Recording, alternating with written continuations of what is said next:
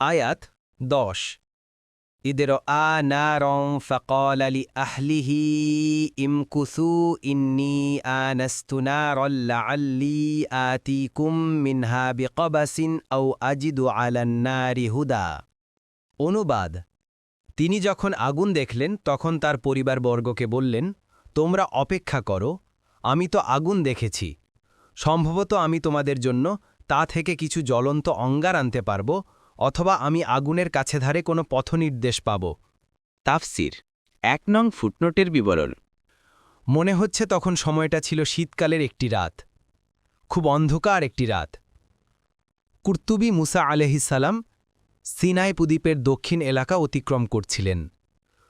দূর থেকে একটি আগুন দেখে তিনি মনে করেছিলেন সেখান থেকে কিছু আগুন পাওয়া যাবে, যার সাহায্যে পরিবারের লোকজনদের সারা রাত গরম রাখার ব্যবস্থা হবে, অথবা কমপক্ষে সামনের দিকে অগ্রসর হবার পথের সন্ধান পাওয়া যাবে।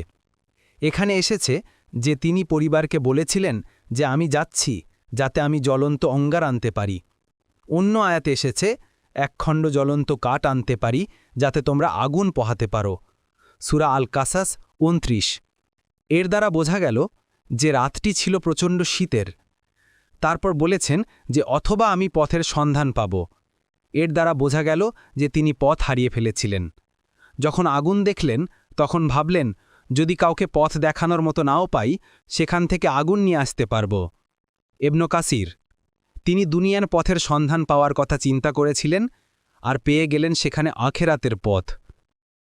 পরবর্তী তাফসিরে যেতে ভিডিওটি শেষ হওয়ার পূর্বেই এই বক্সে ক্লিক করুন। ভয়েস বা উচ্চারণে অনিচ্ছাকৃত ত্রুটি ক্ষমাসুন্দর দৃষ্টিতে দেখবেন ইনশাআল্লাহ।